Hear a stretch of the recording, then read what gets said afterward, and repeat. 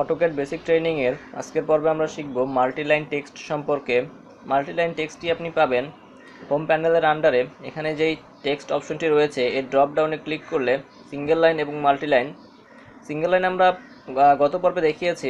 Multiline আজকে আমরা যদি সিলেক্ট করি প্রথমে, তাহলে দেখুন প্রথমে আপনাকে একটি কর্নার পয়েন্ট সিলেক্ট করতে হবে।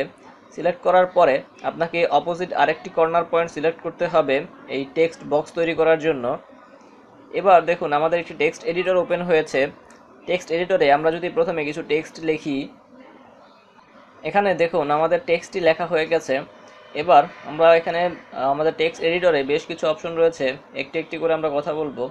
প্রথমে দেখুন বাম দিকে আমাদের রয়েছে টেক্সট, যেই আপনারা প্রথমে যে অ্যানোটেশন করেছিলাম আমরা পূর্বে টেক্সট স্টাইল নিয়ে, সেই টেক্সট স্টাইল রয়েছে এখানে বেশ কিছু। দেখুন আমরা যদি টেক্সট স্টাইলটি চেঞ্জ করি, এটি সিলেক্ট করি, তাহলে দেখুন এখানে আমাদের টেক্সটগুলো চেঞ্জ হয়ে গেল।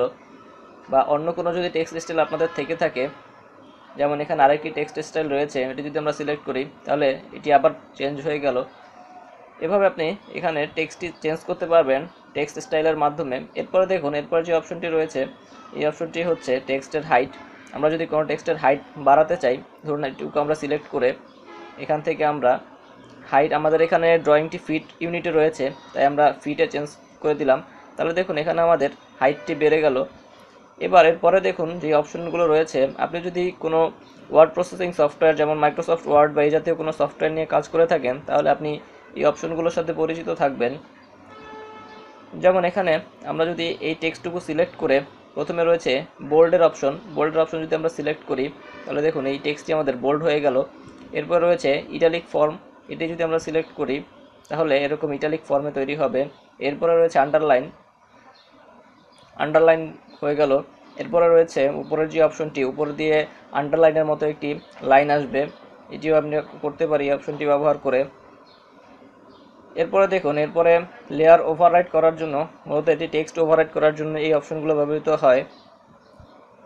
আমরা যদি এই টেক্সটটুকু সিলেক্ট করে, এখন এখানে প্রথমে ফন্ট রয়েছে, আমরা চাইলে ফন্টটি চেঞ্জ করে দিতে পারি। এখান থেকে আমরা যদি ফন্ট চেঞ্জ করে দেই,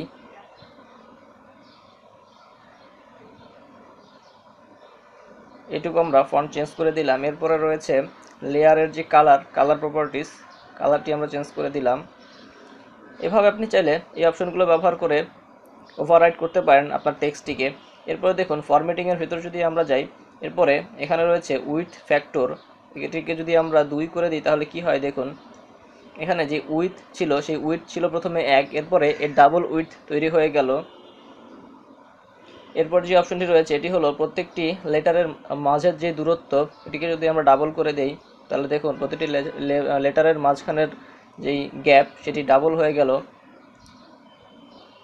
এরপরে দেখুন এখানে ডান দিকে যেই কয়েকটি অপশন রয়েছে এগুলো হচ্ছে টেক্সট ফরম্যাটিংয়ের অপশন, অর্থাৎ টেক্সটটি লেফট যাবে না সেন্টার থাকবে না রাইট যাবে, টেক্সট অ্যালাইনের অপশনগুলো।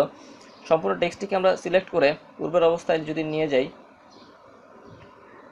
এবার ধরুন এটিকে আমরা সম্পূর্ণ একসাথে সিলেক্ট করে এখানে যেই প্রথমে যেই অপশনটি থাকে সেটি হচ্ছে লেফট অপশন, এটি দিয়ে আমরা তখন কাজ করেছি।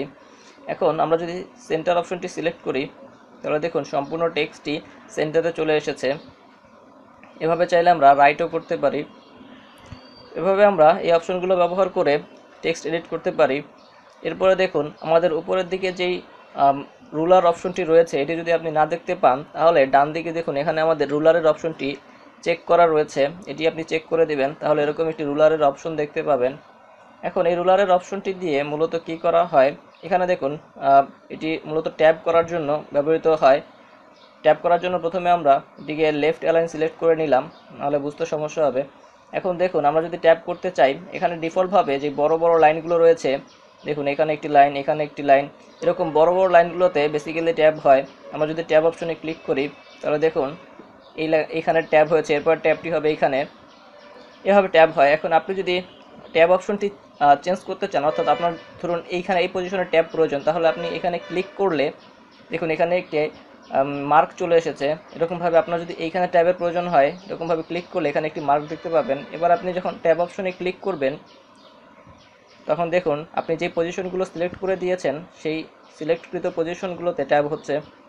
এখন আপনার ট্যাব পজিশনটি দূর করার জন্য এখানে ক্লিক করে বাইরে যদি আপনি ছেড়ে দেন তাহলে ট্যাব অপশনটি চলে যাবে। এভাবে ট্যাব অপশন ব্যবহার করতে পারেন আপনি অটোক্যাডে। এরপরে আপনার টেক্সট লেখাটি যখন শেষ হয়ে যাবে তখন বাহিরে কোথাও ক্লিক করলে অথবা ডান দিকে দেখুন টেক্সট এডিটর ক্লোজ করার যে অপশনটি রয়েছে এটিতে ক্লিক করলেও এটি ক্লোজ হয়ে যাবে। এভাবে আপনি সহজেই অটোক্যাডে মাল্টিলাইন টেক্সটটি ইউজ করতে পারেন।